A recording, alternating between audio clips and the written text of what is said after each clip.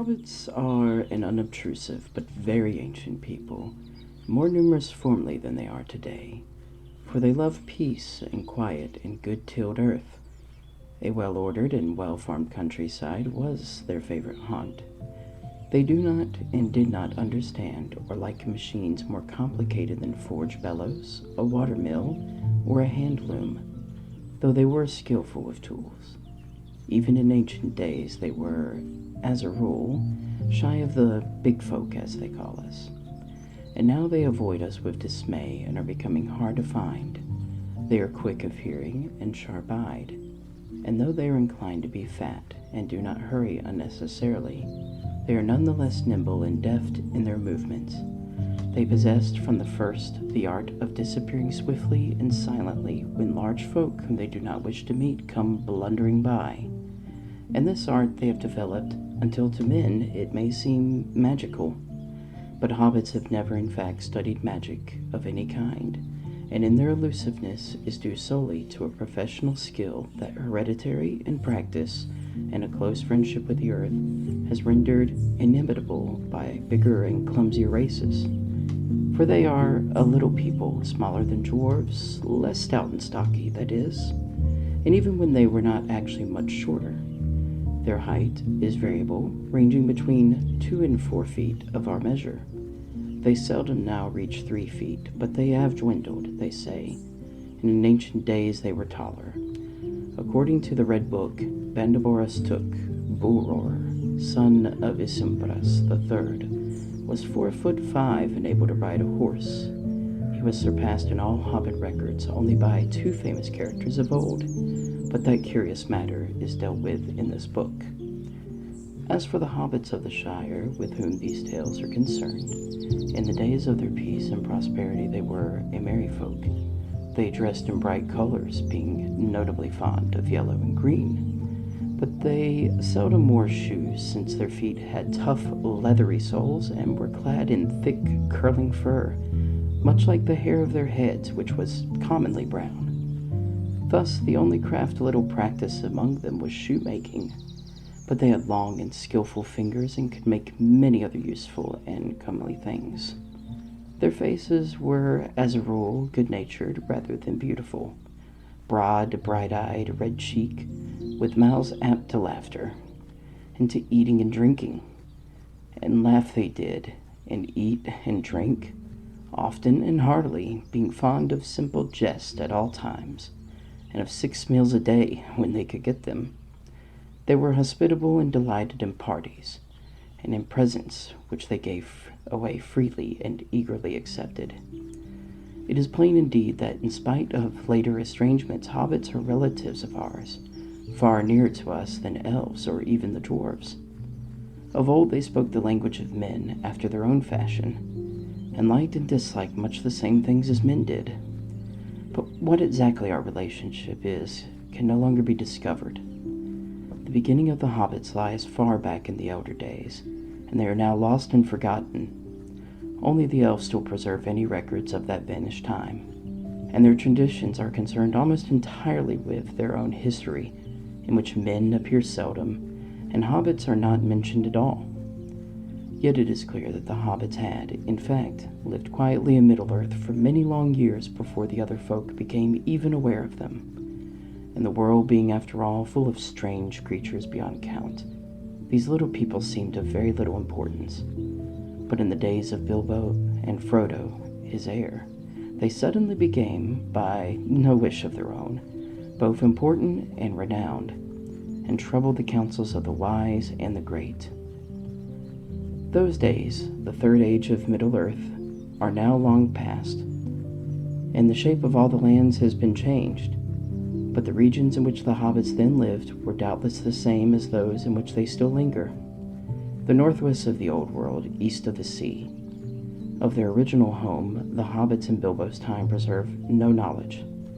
A love of learning, other than genealogical lore, was far from general among them. But there remained still a few in older families who studied their own books, and even gathered reports of old times and distant lands from elves, dwarves, and men. Their own records began only after the settlement of the Shire, and their most ancient legends hardly looked further back than their wandering days. It is clear, nonetheless, from these legends and from the evidence of the peculiar words and customs, that they, like many other folk, hobbits had in the distant past moved westward.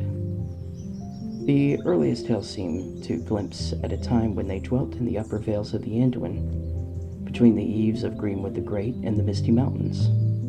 Why they later undertook the hard and perilous crossing of the mountains into Eriador is no longer certain. Their own accounts speak of the multiplying of men in the land, and of the shadow that fell on the forest, so it became darkened, and its new name was Mirkwood.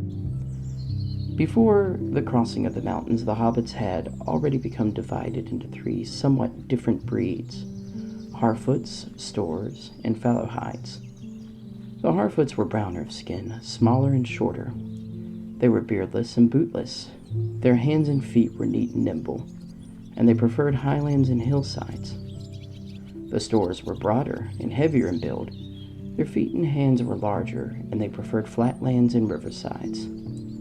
The Fallowhides were fairer of skin and also of hair, and they were taller and slimmer than the others. They were lovers of trees and of woodlands. The Harfoots had much to do with dwarves in ancient times, and long lived in the foothills of the mountains. They moved westward early and roamed over Eriador as far as the Weathertop, while others were still in the Woderland. They were the most normal and representative variety of hobbit, and far the most numerous. They were the most inclined to settle in one place, and longest preserved their ancestral habit of living in tunnels and holes. The Stores lingered along by the banks of the great river Anduin, and they were less shy of men. They came west after the Harfoots and followed the course of the Loudwater southwards, and there many of them long dwelt between Tharbad and the borders of Dunland, before they moved north again. The Fallowhides, the least numerous, were a northerly branch. They were most friendly with the elves than the other hobbits were, and had more skill in language and song than in handicrafts, and of old they preferred the hunting to tilling.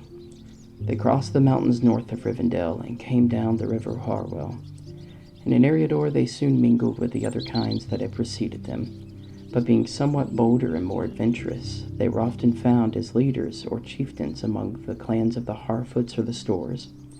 Even in Bilbo's time, the strong Fallowhidish strain could still be noted among the greater families, such as the Tooks and the Masters of Buckland. In the westlands of Eriador, between the Misty Mountains and the Mountains of Lune, the hobbits found both men and elves.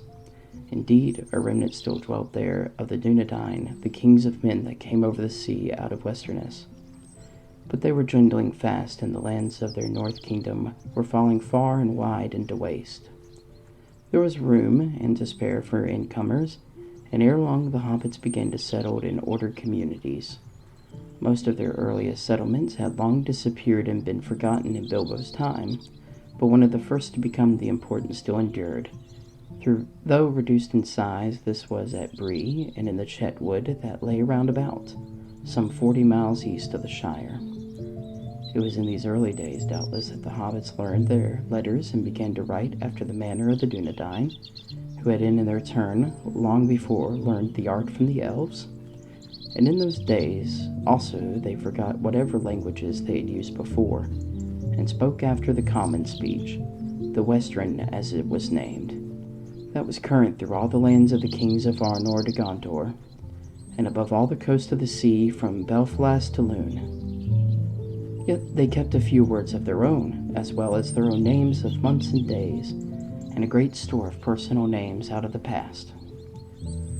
About this time among the hobbits first becomes history with a reckoning of years, for it was in 1600 in the first year of the Third Age that the Fallowhide brothers, Marco and Blanco, set out from Bree, and having obtained permission from the High King of Fornost, they crossed the brown river Branduin with a great following of hobbits.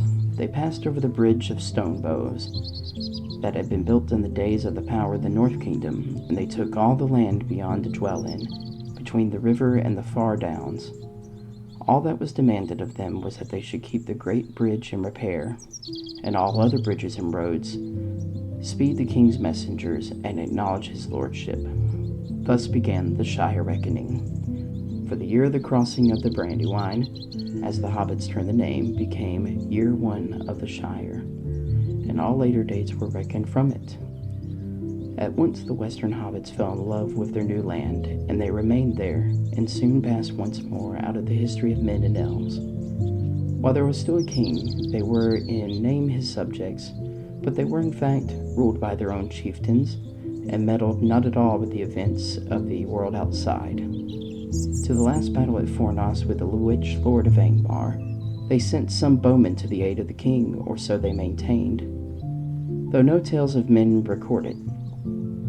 But in that war the North Kingdom ended, and then the hobbits took the land for their own, and they chose from their own chiefs a thane to hold the authority of the king that was gone.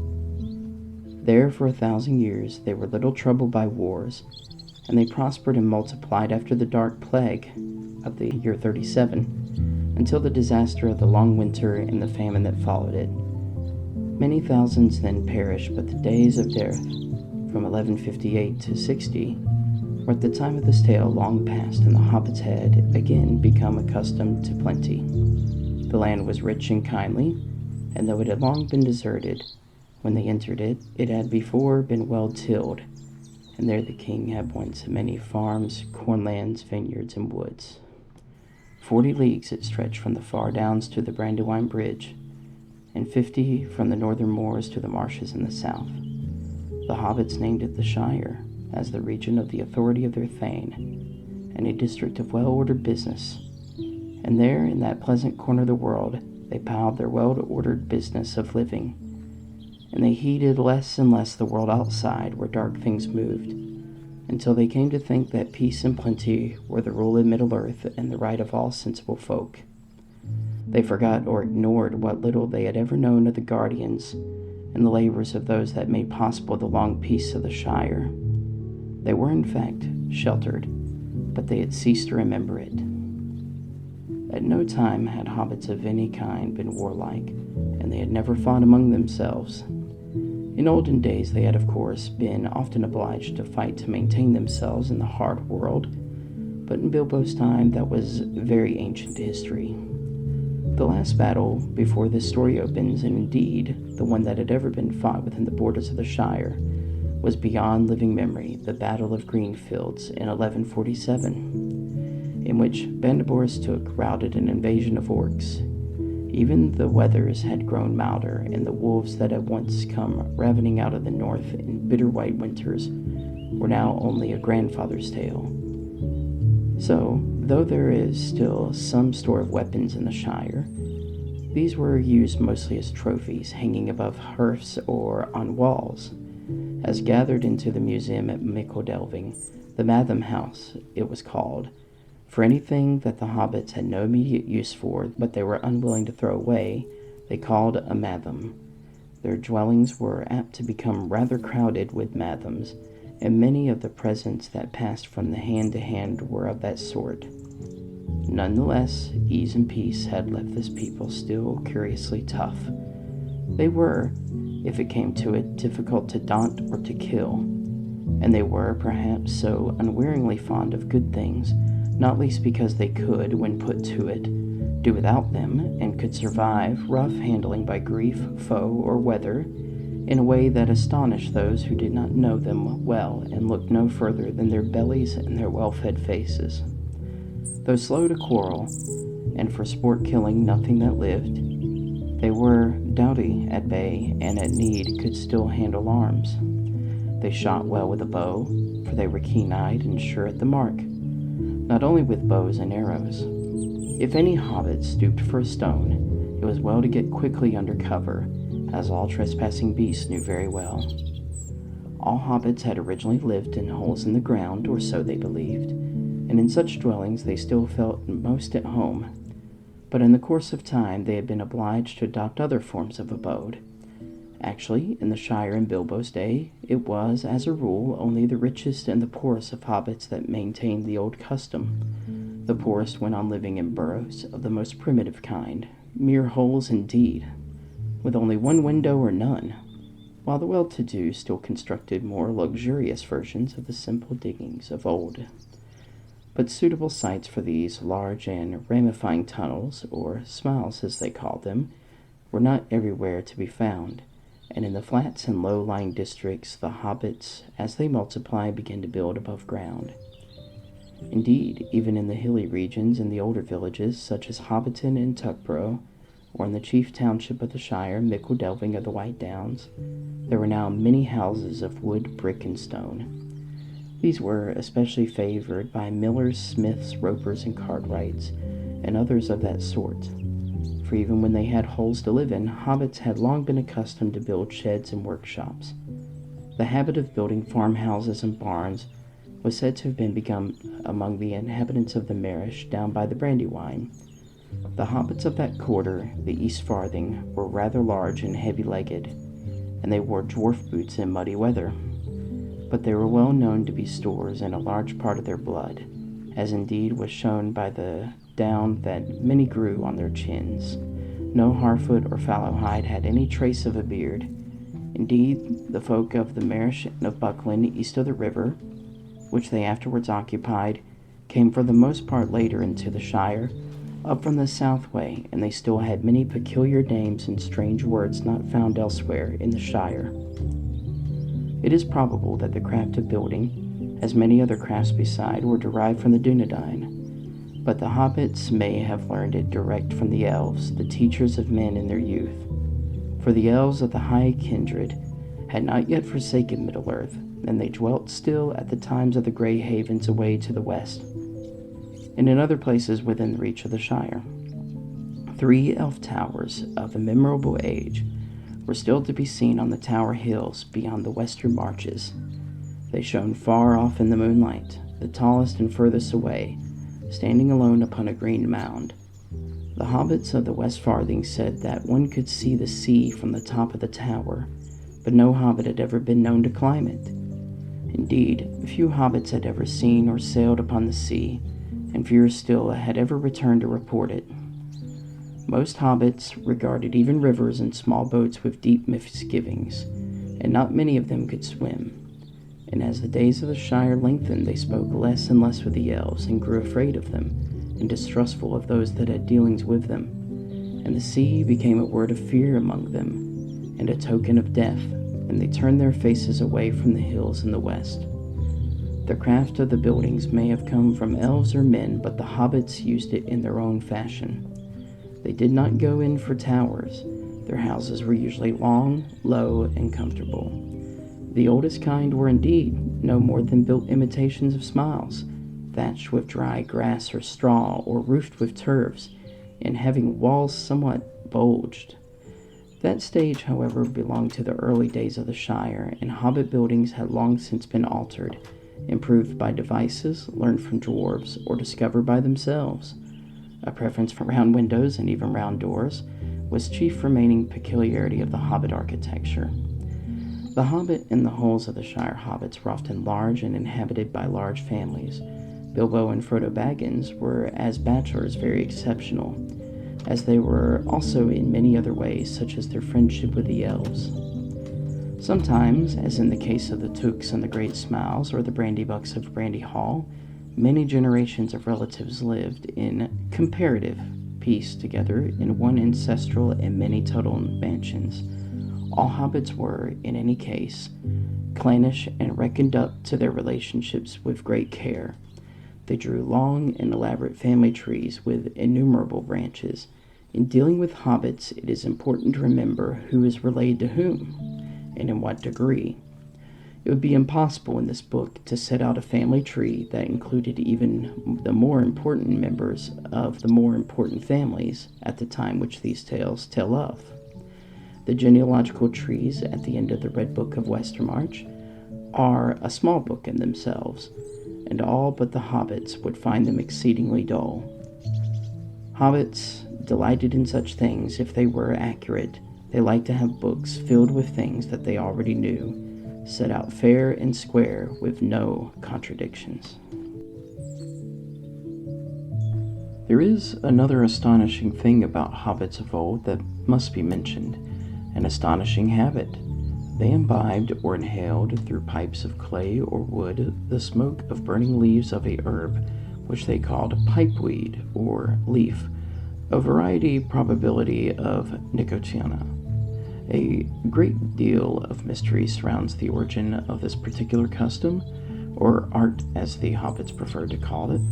All that could be discovered about it in antiquity was put together by Meriadoc Brandybug, later the Master of Buckland, and since he and the tobacco of the South Farthing play a part in the history that follows, his remarks in the introduction to his Herblore of the Shire may be quoted. This, he says, is the one art that we can certainly claim to be our own invention. When hobbits first began to smoke it is not known. All the legends and family histories take it for granted. For ages folk in the Shire smoked various herbs, some fouler, some sweeter, but all accounts agree that Tobald Hornblower of Longbottom in the South Farthing first grew the true pipeweed in his gardens in the days of Isengrim II, about the year 1070 of the Shire reckoning. The best homegrown still comes from that district, especially the varieties known as Longbottom Leaf, Old Toby, and Southern Star. How Old Toby came by the plant is not recorded, for to his dying day he would not tell. He knew much about herbs, but he was no traveler. It is said that in his youth he went often to Bree, though he certainly never went further from the Shire than that. It is thus quite possible that he learned of this plant in Bree, where now, at any rate, it grows well on the south slopes of the hill. The Bree hobbits claim to have been the first actual smokers of pipeweed. They claim, of course, to have done everything before the people of the Shire, whom they refer to as colonists. But in this case, their claim is, I think, likely to be true, and certainly it was from Bree that the art of smoking and genuine weed spread in the recent centuries among dwarves and such other folk, rangers, wizards, or wanderers, as still pass to and fro through the ancient road meeting. The home and center of this art is thus to be founded in the old Inn of Bree, the Prancing Pony, that has been kept by the family of Butterbur from time beyond record. All the same, observations that I have made on my own many journeys south have convinced me that the weed itself is not native to our parts of the world, but came northward from the lower Anduin. Whither it was, I suspect, originally brought over the sea by the men of Westerness, it grows abundantly in Gondor, and there it is richer and larger than in the north, where it is never found wild, and flourishes only in the warm sheltered places like Longbottom. The men of Gondor call it sweet Galenus, and esteem it only for the fragrance of its flowers. From that land it must have been carried up the Greenway during the long centuries between the coming of Elendil and our own days. But even the Dunedain of Gondor allow us this credit. Hobbits first put it into pipes. Not even the wizards first thought of it before we did, though one wizard that I know took up the art long ago and became as skillful in it as all other things that he put his mind to. Of the ordering of the Shire was divided into 4 quarters, the farthings, already referred to, north, south, east, and west, and these again into a number of folklands, which still bore the names of some of the old leading families, although by the time of this history these names were no longer found only in the proper folklands. Nearly all Tooks still lived in the Tookland, but that was not true of many other families, such as the Bagginses or the Boffins. Outside the farthings there were east and west marches, the Buckland, and the Western March, added to the Shire in 1452. The Shire at this time had hardly any government. Families, for the most part, managed their own affairs. Growing food and eating it occupied most of their time. In other matters, they were, as a rule, generous and not greedy, but contented and moderate, so that the estates, farms, workshops, and small trades tended to remain unchanged for generations. There remained, of course, the ancient tradition concerning the High King at Fornost, or Nurbury, as they called it, away north of the Shire. For there had been no king for nearly 1,000 years, and even the ruins of the kings of Norbury were covered with grass. Yet the hobbits still said of wild folk and wicked things, such as trolls, that they had not heard of the king. for they attributed to the king of old all their essential laws, and usually they kept the laws of free will, because they were, the rules, as they said, both ancient and just. It is true that the Took family had long been preeminent for the office of Thane, and it passed to them from the old bucks some centuries before, and the chief of the Tooks had borne that title ever since. The Thane was the master of the Shire moot, and captain of the Shire muster and the hobbitry in the arms, but as a muster and moot were only held in times of emergency, which no longer occurred, the thaneship had ceased to be more than a nominal dignity. The Took family was indeed according a special respect, for it remained both numerous and exceedingly wealthy, and was liable to produce in every generation strong characters of peculiar habits and even adventurous temperament. The latter qualities, however, were now rather tolerated, in the rich at least, than generally approved. The custom endured nonetheless of referring to the head of the family as a Took, and of adding to his name, if required, a number such as Isengrim II, for instance. The only real official in the Shire at this date was the mayor of Mickledelving, or of the Shire, who was elected in every 7 years at the Free Fair on the White Downs and at the Lythe, that is Midsummer. As mayor, almost his only duty was to preside at banquets given on Shire holidays, which occurred at frequent intervals. But the offices of postmaster and first sheriff were attached to the mayoralty, so that he managed both the messenger service and the watch. These were the only Shire services, and the messengers were the most numerous, and much the busier of the two. By no means all hobbits were lettered, but those who were wrote constantly to all their friends and a selection of their relations, who lived further off than an afternoon's walk. The sheriff was the name that the hobbits gave to their police, or the nearest equivalent that they possessed. They had, of course, no uniforms, such things being quite unknown, and only a feather in their caps, and they were in practice haywards rather than policemen, more concerned with the strayings of beasts than of people. There were in all the Shire only 12 of them, 3 in each farthing, for inside work. A rather large body, varying at need, was employed to beat the bounds, and to see that outsiders of any kind, great or small, did not make themselves a nuisance. At the time when the story begins, the bounders, as they were called, had been greatly increased. There were many reports and complaints of strange persons and creatures prowling about the borders, or over them, the first sign that all was not quite as it should be, and always had been, except in the tales of legend long ago. Few heeded the sign, and not even Bilbo yet had any notion of what it portended.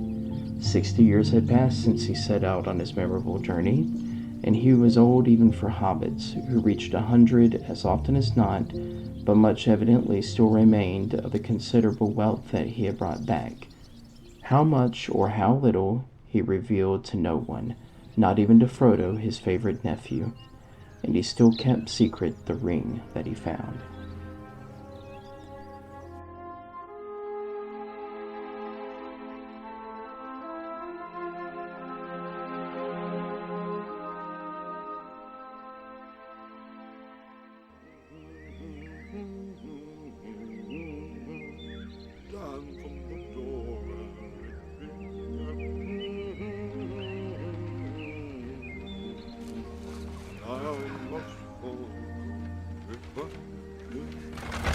The road goes ever